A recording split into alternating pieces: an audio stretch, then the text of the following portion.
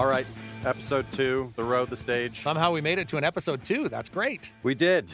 Actually, we recorded, much like the Said the Whale talk, interview, whatever, from episode 1. We recorded this many weeks ago.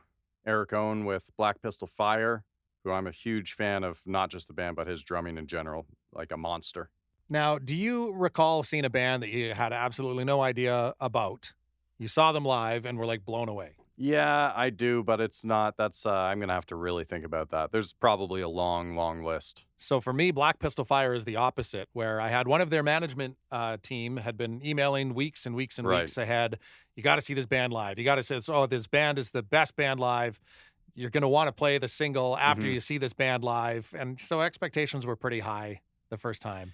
And they came into Bose and just destroyed the place. It was so good. This is a band who I think exceeds any possible expectation you could have. Because I'd been listening to them for years. I'd never seen them before. I knew it was going to be pretty explosive. Eric talks about how good of a frontman, help me out here, Kevin is. And he's not wrong. He's not wrong. It's insane. I was sweating just standing there. I'm sweating now. Yeah, episode 2, ready to get underway. Eric Owen, Black Pistol Fire. All right. Okay, well, we'll jump into things, Eric.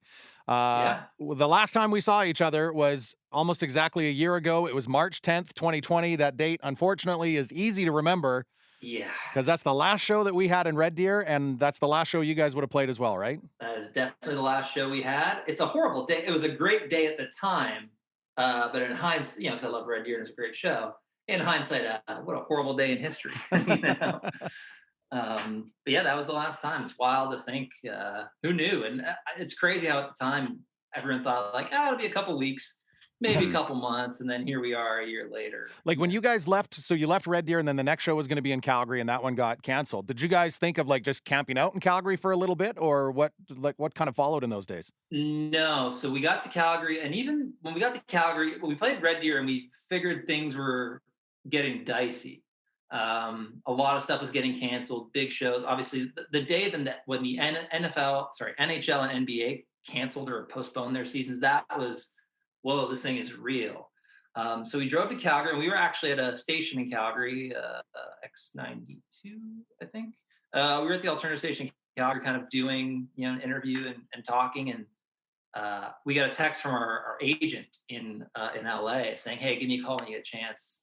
And he said, the tour's canceled. The show tonight, as of right now, is happening. Go there like you're gonna play the show. The only way it's not gonna happen is if the mayor shuts it down.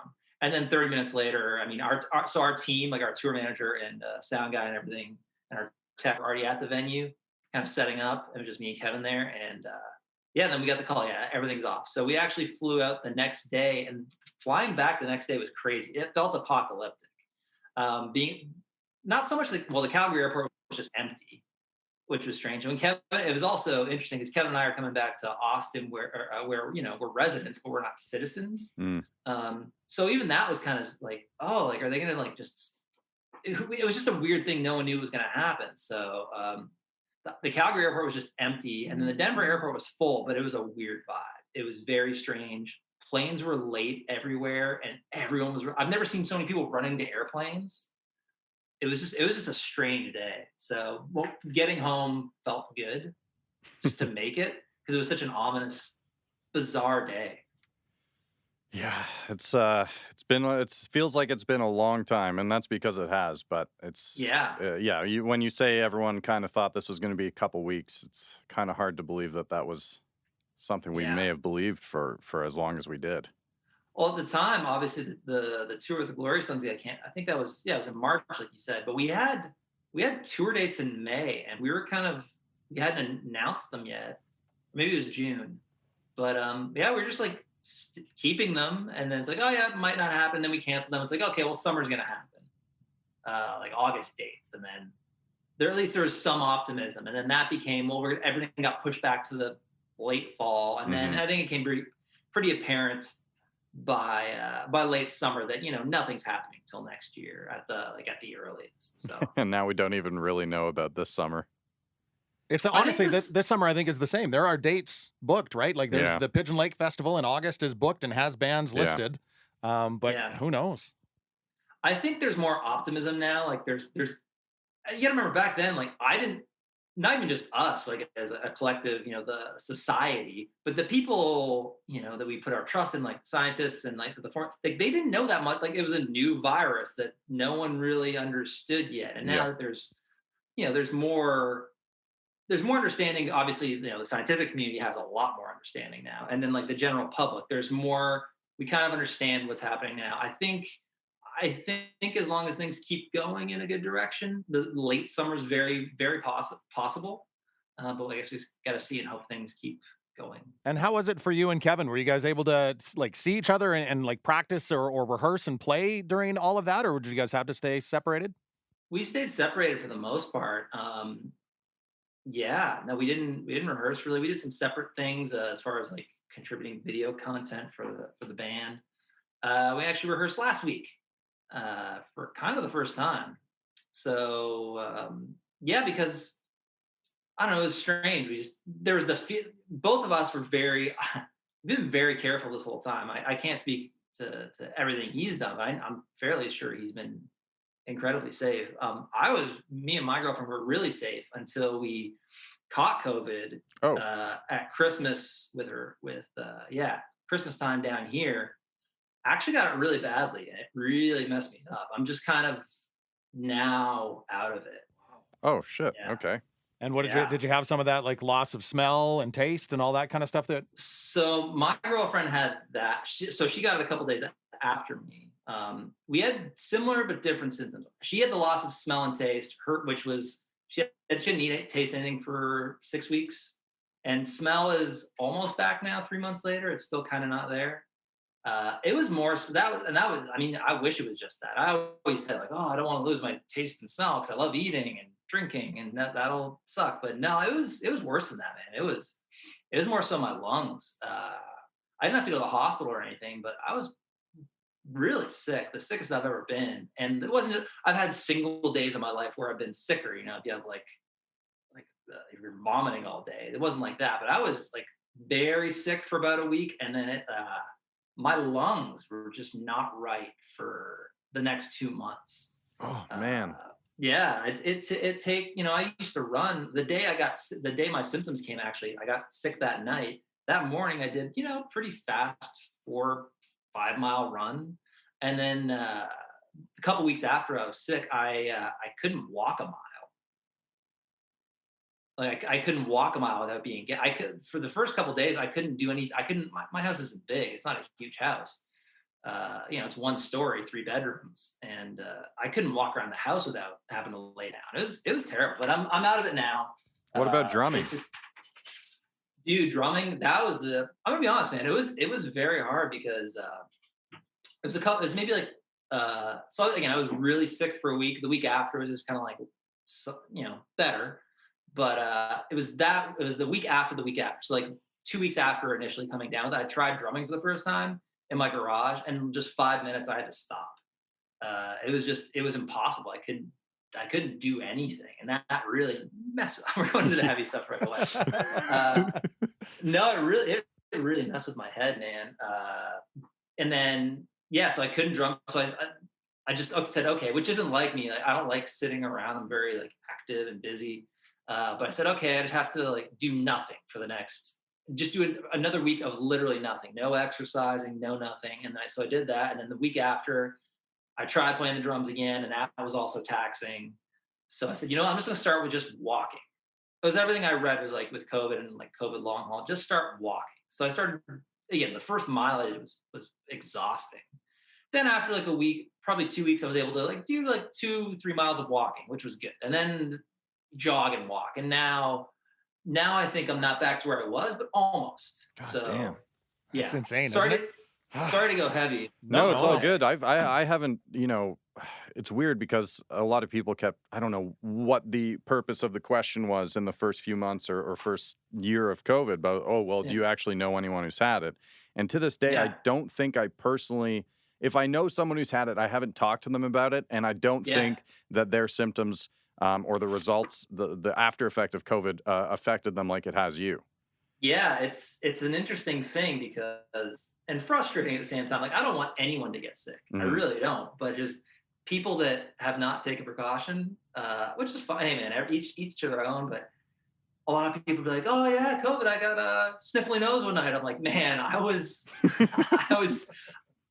It took me almost 3 months to recover. So I had a very different situation. So that's just the weird thing with it. There's just such discrepancies. Some people have it. Again, I know people in not my girlfriend's family got it asymptomatic. We're just like, oh, like a little cold, and that's great. I wish it was just like that for everyone. But my experience and my girlfriend's were not that. Well, I'm glad you're feeling better, man. Yeah, man. Thank you. I'm.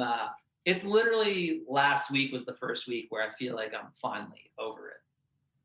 And I wonder about with touring, and you kind of see how much many precautions we've taken now through this. But like when you're a touring band, you're mixing and mingling with people, sweaty rooms every single night. You're shaking hands with strangers every single night.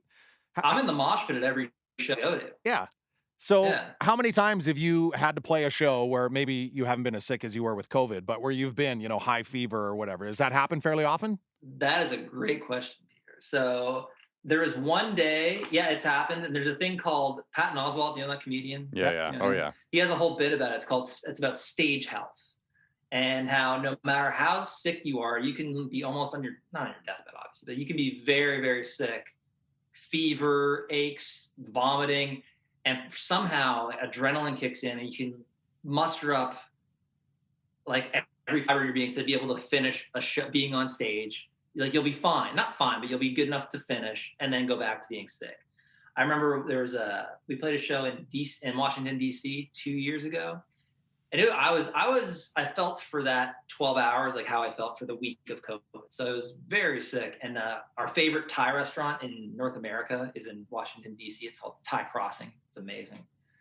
And we were going there for dinner and just kind of like came on me. And I had to, again, it's one of my favorite restaurants in the world, probably. It's so good. And I just had to go and lay in the dressing room on the couch for 4 hours up until 5 minutes before stage. I guess 30 minutes before, I just popped a bunch of cold medicine. And then about 5 minutes before, I drank a Red Bull and played the show. And it was actually not bad. It was an okay show.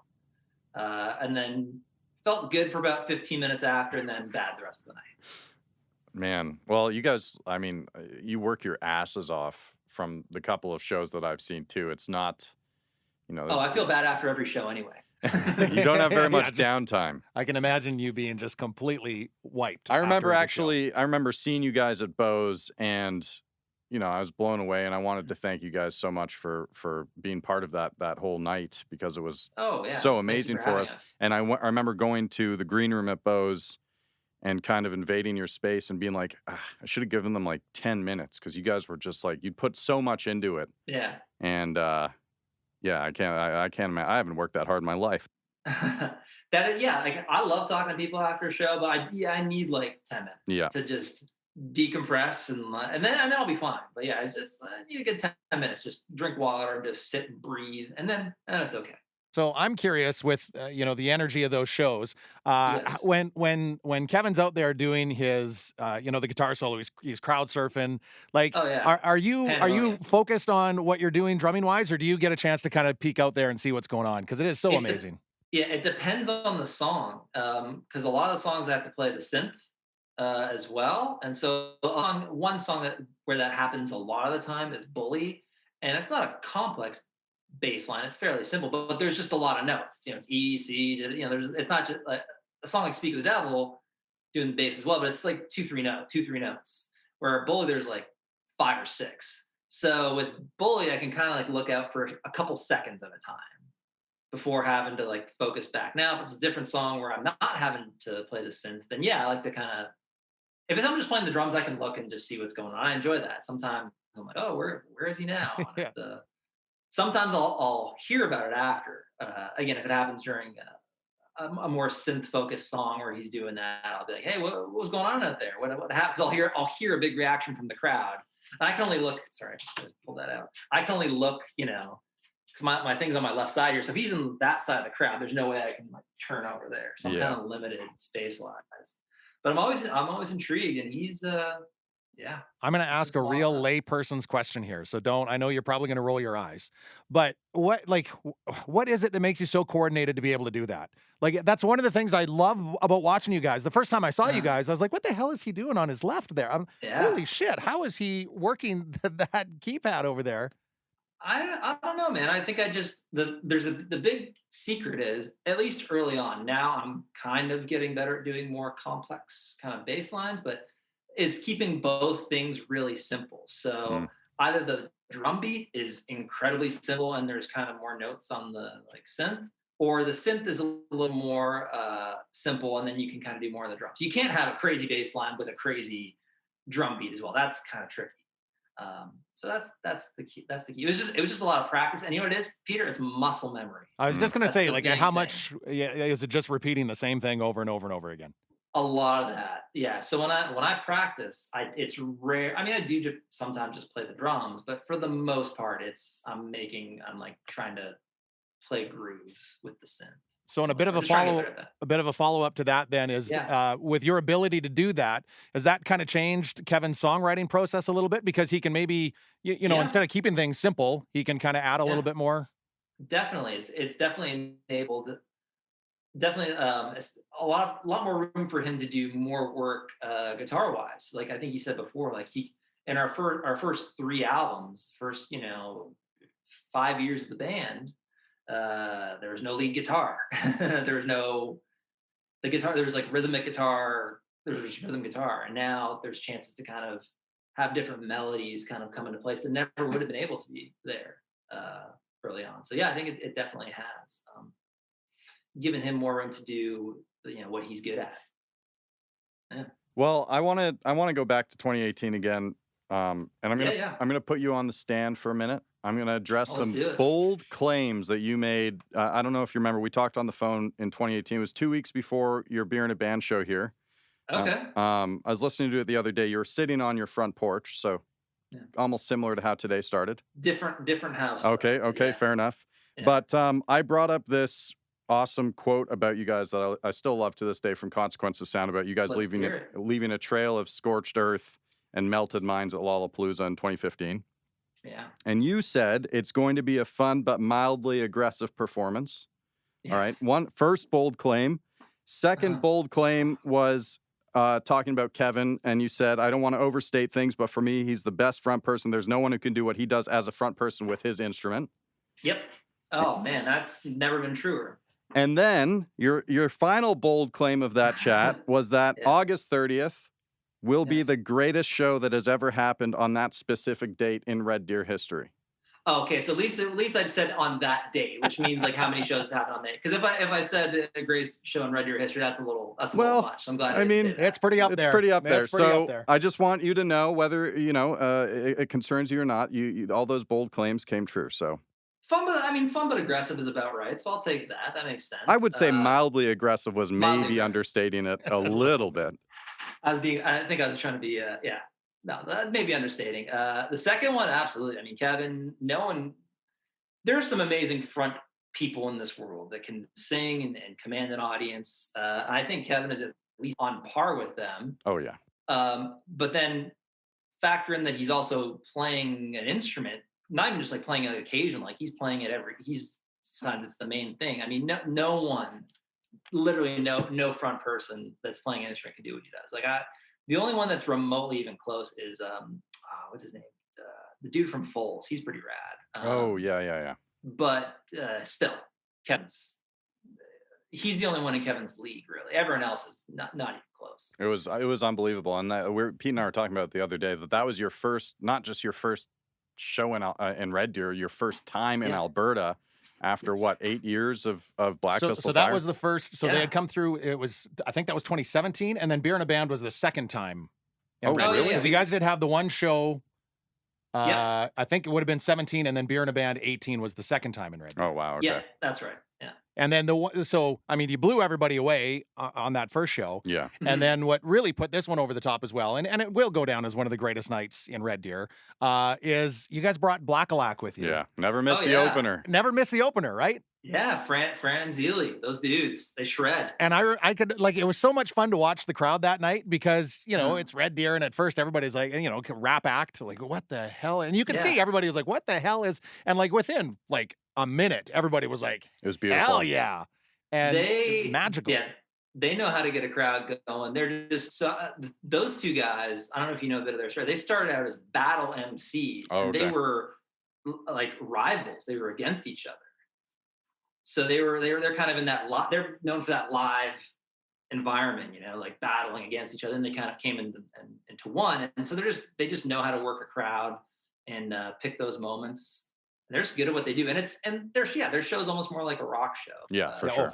In a lot of ways. And then we did a song with them, obviously. And I know it was just good to have them. They can both freestyle. So like anything, I mean, they have written rhymes too, but they're just good at freestyling. So yeah, and just good dudes.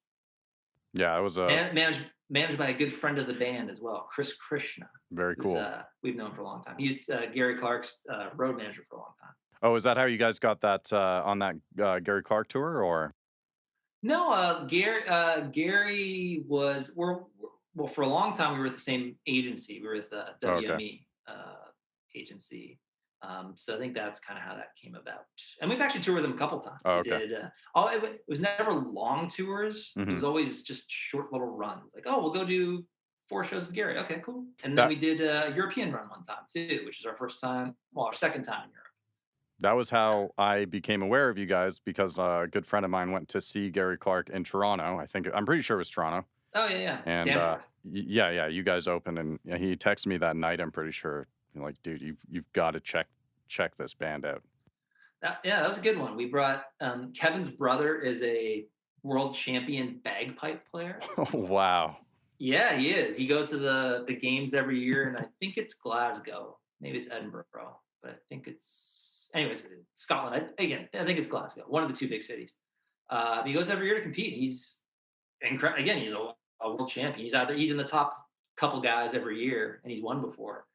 So we brought him on stage to jam at that Toronto show. That must have been so cool.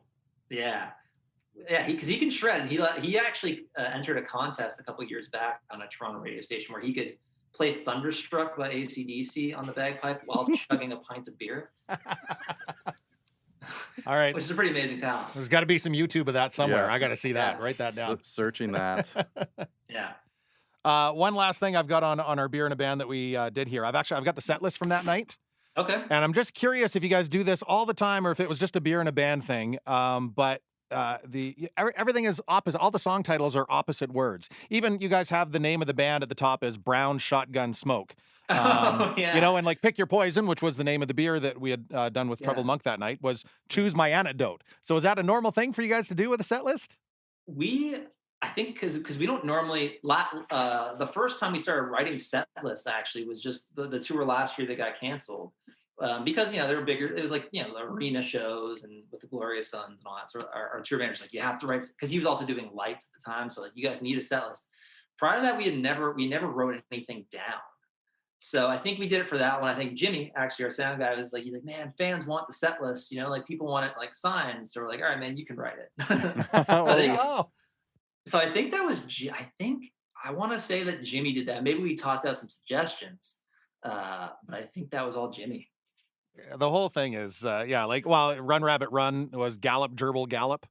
Oh yeah, that was good. Speak of the Devil, talking about Jesus. Yeah. Talking about Jesus. This one is pretty long. Oh, that's the name of the song? This one's pretty long? So what does that translate to? Let's see if we can test here. This one is pretty long. It's either Run... you said it was Bully, or this one is pretty long. I don't know. Did you figure it out? No, I don't know. No, most of them I could kind of translate, but that one I couldn't. Maybe it was our /Where You Been Before jam thing that we did, because it's like 12 minutes. So how would you guys change up the set list from night to night, or do you guys kind of get a group of songs together and just rotate through them? there's always a couple songs that could start the show.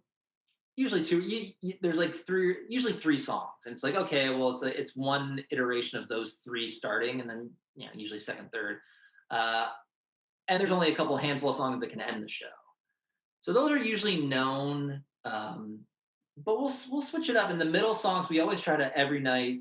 There's usually a handful of songs from either, usually not the first album, but more so like the third, fourth, fifth, whatever album. Those kind of songs that weren't singles, but people like and we like playing, but aren't, like, not that they're hits necessarily, not that all the other songs are hits, but like the ones that kind of your deeper cuts. So we always try to incorporate at least one or two of those in, which that don't normally make the regular set list. We always like to have, trying to think of examples, like Bad Blood is one, like Slow Knife Stiletto from Dead Eat Graffiti. Eastside Racket is one that we try to sneak in. Again, it also depends on the crowd, because some of those songs are bluesier, like Eastside Racket's more punk. There's another one that's more group. So it just depends, like what the vibe is, and that kind of dictates the set list. And will you change it on the fly then, depending on kind of what you're reading to the crowd? Yeah. Absolutely. Sometimes if the crowd's, it's weird because if it's a rowdy crowd, then you want to keep things rowdy. But then if it's like a middle of the road crowd, we're like, oh, it's good, and some people are into it, and then obviously their energy progresses. That set list is easy. If it's a crowd that's kind of more sedate, you almost want to hit them with more stuff to kind of wake them up. So yeah, no, they get switched up. There's a couple covers that the big cover. So there's one cover that we do a lot. Was Childish Gambino's Redbone, which is fantastic. That was getting in a lot of that was pretty much every night going in. There's a couple other ones that we'd rotate in. I think we did it actually at the last Red Deer show, Beer in a Band. I think we did Ohio, Neil Young, which we hadn't done in a long time. I can't remember if it was that, or because you guys also played shortly after that was the Sonic Festival in Edmonton. Did we do? I don't think we did that. No, we didn't. I do know for sure. I've seen you guys do Ohio because it was amazing. I just can't remember what show it was at. I feel like I remember Gambino for sure at this in Red Deer as well. That second show. Gambino definitely happened. Yeah. So Neil, the Ohio we did for a long time early in the band. Like 8 years ago or something. It was kind of a staple, and now it's just really once in a while. Another one that I like doing, but it really has to be the right crowd. I've only done a couple times. We do Aneurysm by Nirvana. And that's the one where we don't do every other cover we do. It's kind of different, it's like a different arrangement. It's kind of a different vibe. Aneurysm is the only one that you have to do straight up. Do as is. So yeah, again, set list. I'm rambling. You asked about the set list. No, I honestly, I love getting into the minds of the set list. Like again, I like, kind of studying how Eddie Vedder puts the Pearl Jam list together, right? He grabs a bottle of wine a few hours before the show and just kind of writes down what comes to him. I love the vibe of putting a set list together. Oh, that's great. Yeah. And I think the big thing is opening and closing. The middle songs are easy because you just want them to be good. And like every song, we like every song. So, but having that big first 2-3 songs and a big 1-2 punch to close. And we don't always do encores. We'll only do them if they're legitimate. Now, if it's not, if people are cheering, we'll absolutely come out and do a song because it's an encore. But I always find it awkward when I go to a show and there's, the band goes off for a second, no one's really clapping, and they just come right back away. And I'm like, I don't want to do that. So if people will do our last song, and then if they want an encore is necessary, absolutely, we'll do one. Sometimes if it's a really rowdy crowd, we'll do like 4. Yeah. So it always just depends. It's like thinking back on that first, or the Beer in a Band show at Bose, and then a year and a half later was the Centrium show, the arena show. It would be right around that. Yep. Like it was. Was that your first time going through the arena circuit? I don't remember how many shows you got to do before. No, that was the first. It wasn't many. We only got to do. There's Toronto. We got to play what used to be the ACC, which is crazy. Like how was that as someone who grew up in the area? What was it like? Oh, it's wild. I couldn't sleep that night. It was crazy. It's strange being. Sorry, I got to plug in here. It was strange being. Because we played a lot of festivals, which are big crowds and they're huge spaces. It's different than it being contained. We played, bigger rooms that are 3,000-4,000 capacity before, but never never somewhere like that. So it was special. It was cool. It was different and weird. You know, being the opener, you only have so much time to like for everything for your and it's just how it is for your sound check, for your show and everything. So it was just it went by so quickly. But it was pretty amazing. Did they give Very you the special. full Maple Leafs dressing room? No, that'd have been oh man, that'd have been amazing.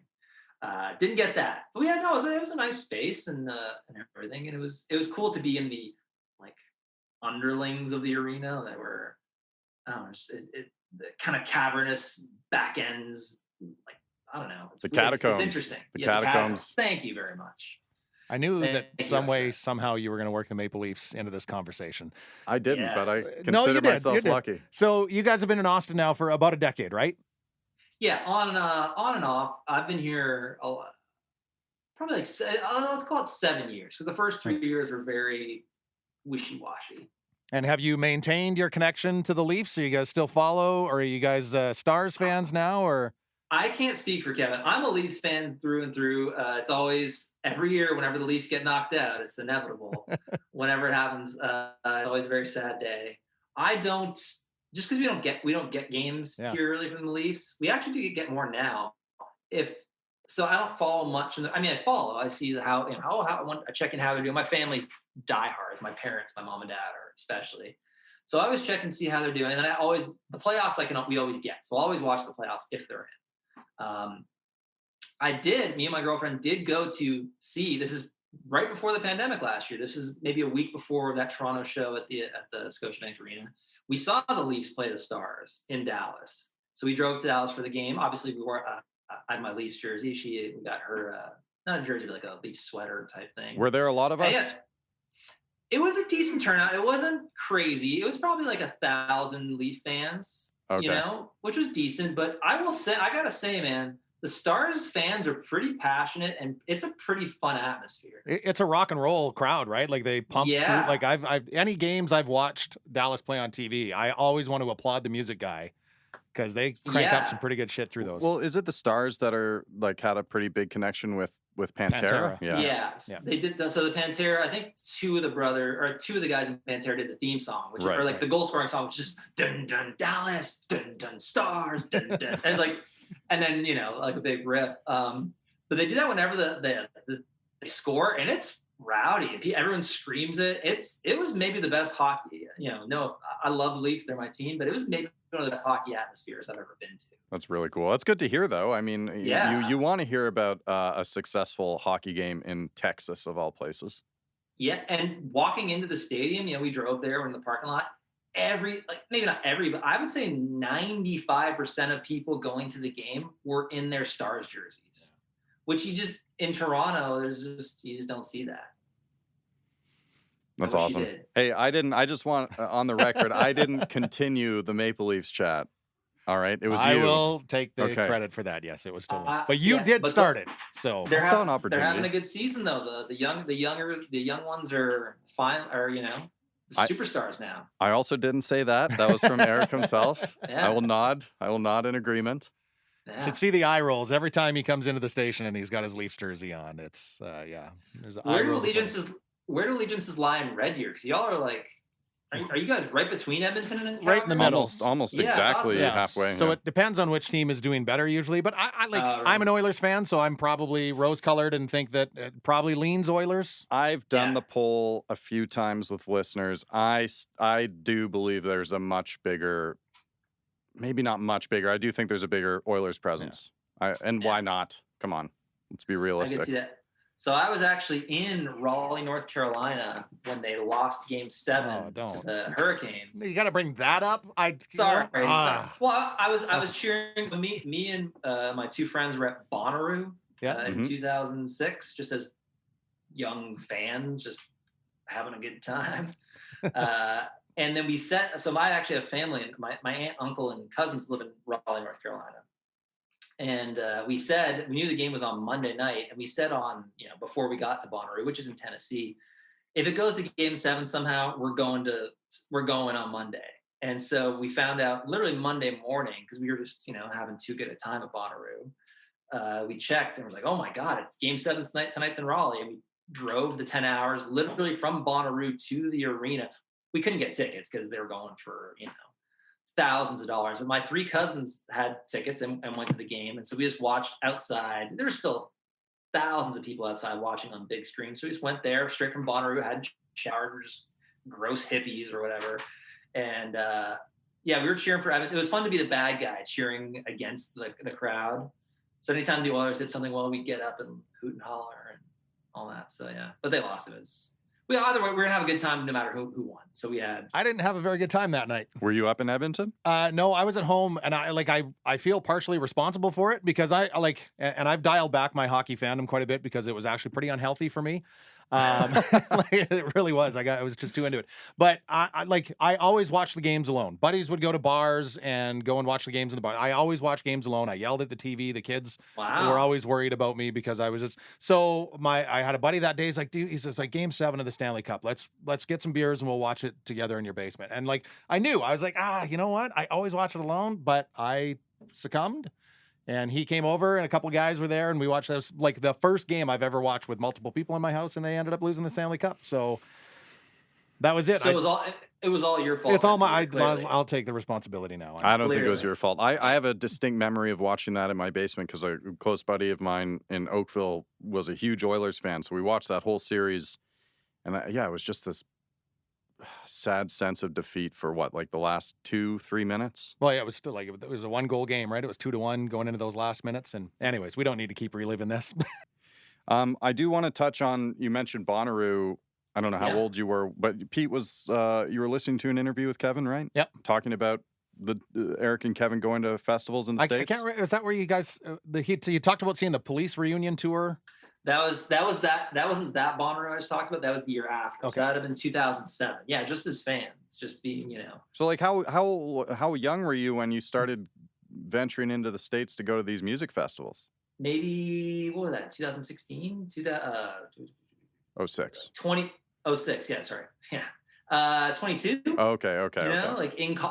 In university still. Right. And the first year got stopped at the border, big pat down. Excuse me, sorry, I stopped that audio. We had Kevin wasn't there this year. This is the year before. We had my little Chrysler Neon. It was the one year where Dodge wasn't making Neons, but Chrysler was. The Neon. The Neon. Green Chrysler Neon. Been there. It was small. So there's 3 of us going down to Bonnaroo to camp and watch the show. So we had all of our camping gear, all of our food, all of our booze. It was and 3 of us in the car. So it was like Tetris. We literally had to sneak in loose water bottles in the crevices. It was just packed so perfectly. It took a long time. We got to the border and we said we were going to Bonnaroo. So they pulled us over, and it was a big, where's the weed? If I find it, it's like a $10,000 fine. You got to walk back home. We're like, no, man, we don't got anything. And then we had to sit in this waiting room for, I don't know, like an hour, just in this freezing cold waiting room. And all these other people got busted. And we had nothing on us. We're not stupid. We weren't going to bring anything. But we came back after we got interrogated separately. Yeah. It was a whole thing. So then we came back, all right, you 3 come with us. And then we go to the car, and it's just, everything was just everywhere. We're like, no. It took 2 hours to pack that, and it was just scat. I mean, hey, they were going through everything. That's what they were doing. Is what it is. And they're like, you gotta go, get out of here, hurry up, we need the space. We're like, man, it took 2 hours to pack that. So we had to end up leaving a bunch of groceries. Anyway, I'm digressing. I'm all over the place. But yeah, went to that was the first year where Bonnaroo was becoming less hippie jam band and having a little more indie alternative influence. So Radiohead was a headliner that year. That year was Tom Petty, Radiohead, and then Phil Lesh and Friends, which is Grateful Dead. So more hippie stuff. So those are the 3 headliners that year. And the Tom Petty set was amazing. And the Radiohead set was wild. Just, they never had pits up. It's 80,000 people. They didn't have pits up that year. So it was just 80,000 people in front of the stage. And when Radiohead came on, the rush to the stage where you're lifted off, you know what I mean? Where you're lifted off your feet. Yeah. Shoulder to shoulder. Yeah. And just everyone pushing. It was pretty crazy. So the next year they enacted a pits, rows of But that year was rad. Saw some cool shows. Cypress Hill, Damian Marley.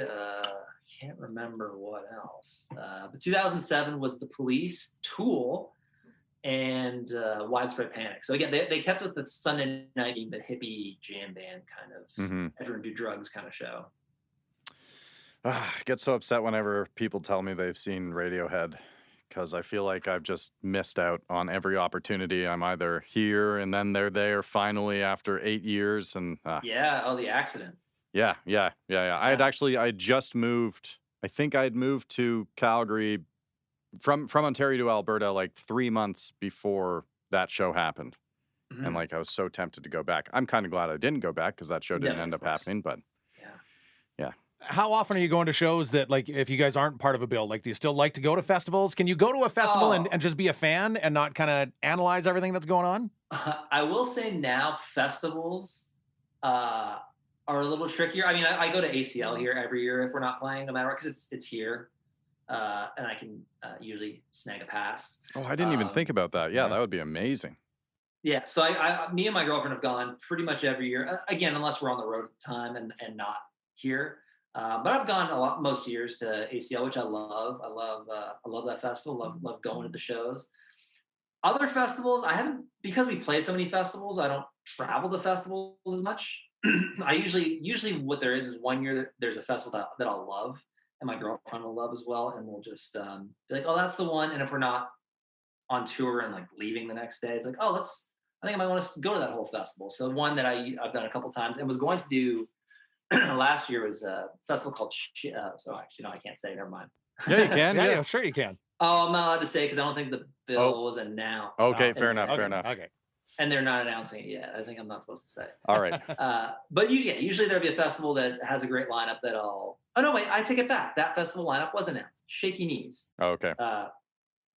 So usually there'll be a festival like that where if we're playing it, I'll stay around the whole weekend and play our day, or maybe not the whole weekend. Maybe I'll do at least another day and check out some acts. But man, I go to, again, pre-pandemic. If I'm here, I go to a lot of shows. Me and my girlfriend. That's probably the thing I miss the most. Is I miss playing, obviously, performing, but I really miss going to shows.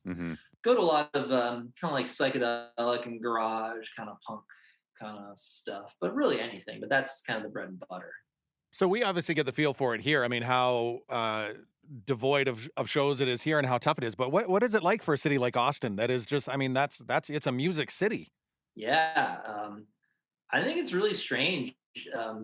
People are trying to do, live streams, which are, I appreciate that people are trying to do it, like you got to do something. I personally don't really watch any live streams myself. I mean, I have seen a couple, but it's just not the same for me.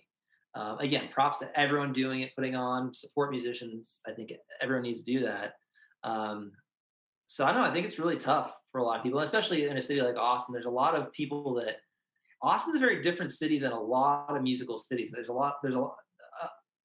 a good contingency of musicians that make their living just playing around in Austin, playing in different groups as side people. Like, oh, I'm the bass player for this group and that group, and just like hustling like that. A lot of people make their living more so than other cities. It's pretty incredible.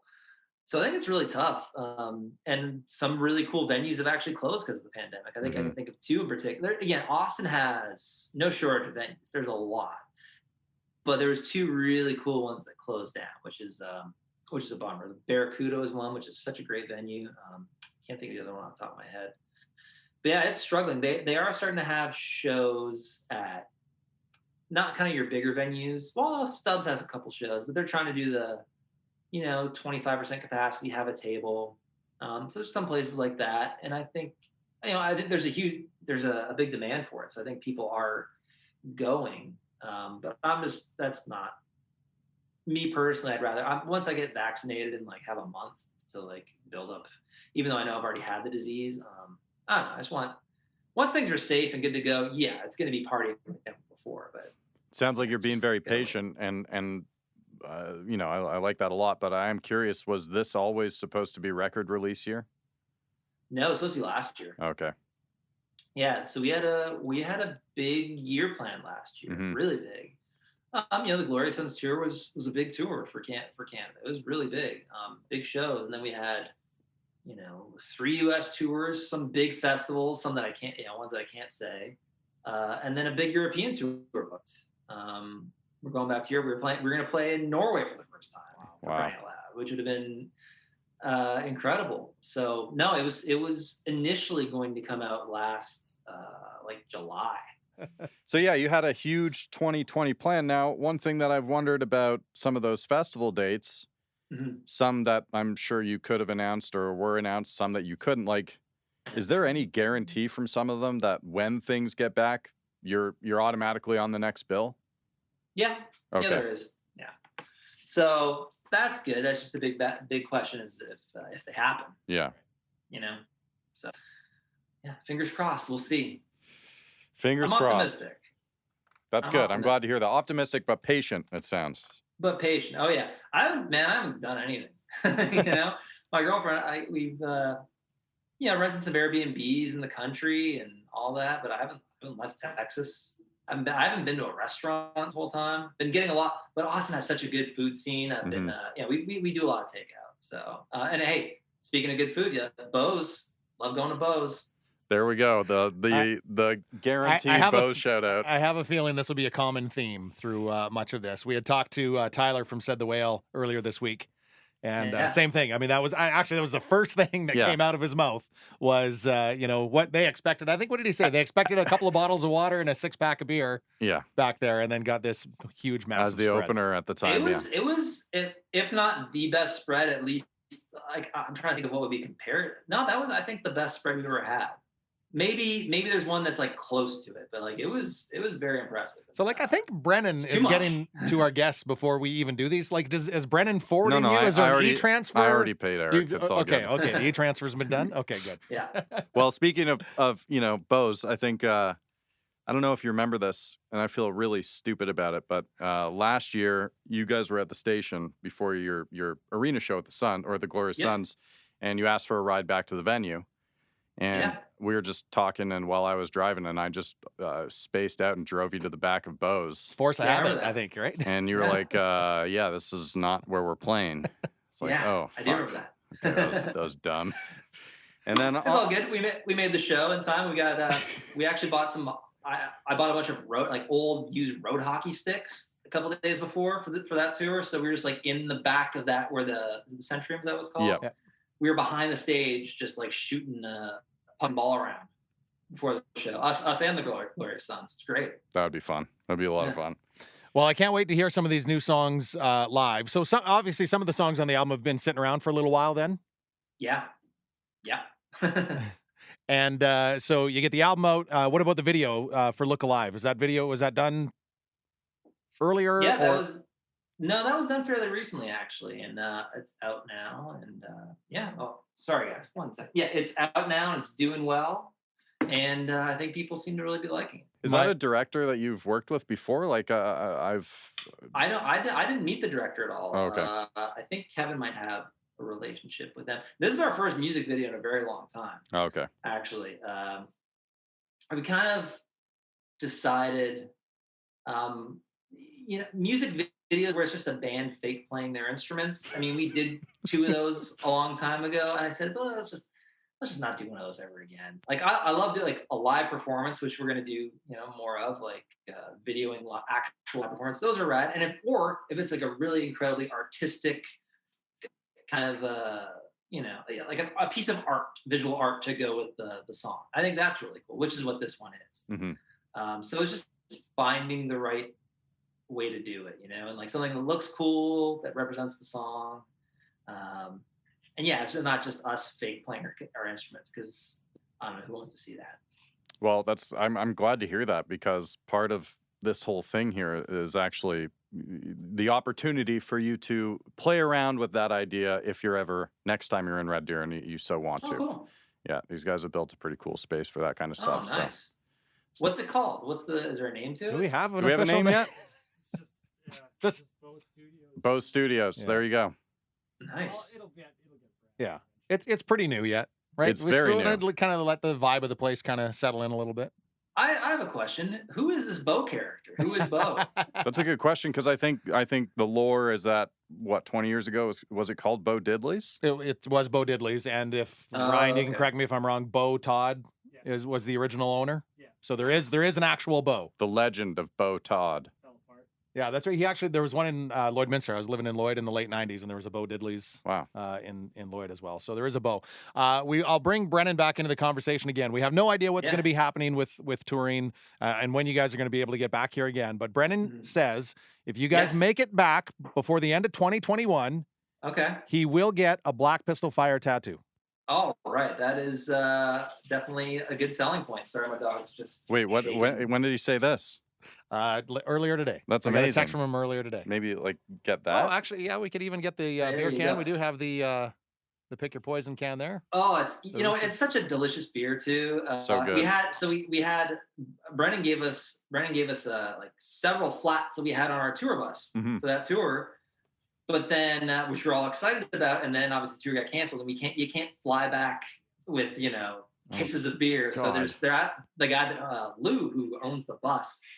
Oh, wow, you okay? Sorry, my dog's freaking out. The guy that owns the bus, he's on Vancouver Island. He has all the cases just kind of waiting for us. I hope they're still good, right? They don't go. Yeah. You know what? Actually, I did have like a connoisseur would probably definitely be able to tell the difference. But if you're just kind of a little bit more casual palate, then no, you probably won't. I do love beer, and I love it tasted so good. Oh, it was perfect. It was phenomenal. Refreshing, great summer beer. Yeah, great summer beer. I brought it to my cottage near Buckhorn. There you go. I honestly, I think this was, I'm a little picky with beer, but this was one of my favorites ever. I wish we could still get it, but. Yeah, I know. Oh man, I love a second run. Because again, it's perfect. A little hoppy, but not too hoppy. A little bit citrus. Oh man, I kind of want one right now. It's beer time. Well, you said you have a couple full ones, right? I do still have a couple. I like the collector in me doesn't want to open them. I like to have them kind of saved. And I drank mine and then kept the can, which is another way you can go about that. Is that right? Yeah. Interesting. I have one full can, so it's waiting. I'm tempted by it though. I'm tempted. Well, we can't wait to get you back. Yeah. Those, like I was getting into saying there, the songs in this album are, I can only imagine how much they shred live and how much fun they'll be for you guys to play. It's an incredible album. Thank you so much. Yeah, we're stoked, man. One day, when it happens, it's going to be wild. It will be. Yeah. It will be. I'm very excited. Well, Kevin, thanks so much. Or Eric, sorry, man. Thanks so much for joining us. Always a pleasure to talk to you, and hopefully someday you can head north again. Yep. We'll get Thanks you in for having me, everyone. We'll get you in here and you can check this place out firsthand. All the different places named Bose. Yeah. Cool, man. Yeah. Everyone out there, stay safe. Yeah. Awesome. You too, man. Glad to hear you're finally feeling better. That sounds like Thank you. Yeah. It wasn't good, but I'm good now. All right. Good, man. Well, thanks for joining us. Go take care of those 9 texts. Yeah, there's a lot. Somebody's waiting. There's probably 12 now. Yeah. Okay, thanks, man. All right, y'all. Thanks, guys. Peace. See ya. My God, what a chat. Wow. Absolutely amazing. We should mention that before we started chatting with Eric, he was actually outside. Yes, outside. And somebody started a chainsaw. Yes. And sounded like they were sawing metal, so that's why Eric was inside. Some of the many perils of outdoor podcasting, but he did move himself inside, and we had that awesome discussion. And the more we do these, Pete, the more and more I'm missing live music, which is a struggle. Especially after like a band like Black Pistol Fire. That's exactly the type of show that we need. Sweaty, loud, frenetic. Insane. Absolutely insane. So episode 2 of The Road, The Stage. Tell your friends, tell your other people, follow us, subscribe, just tell random strangers. Just grab somebody walking down the street. No touching. Oh, no touching. No touching. No touching. Just yell at random strangers to follow The Road, The Stage. From a safe distance, and please go subscribe to the Bose YouTube page as well. Bose Bar and Stage. Search it up. That's where you can watch our videos. Download the podcast wherever you can. And check out Black Pistol Fire if you haven't. If you haven't, we don't need to talk until you do. New episodes every Wednesday.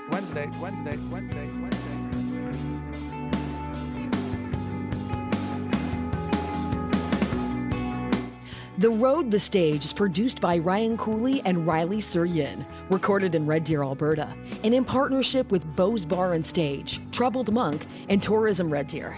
The Road, the Stage.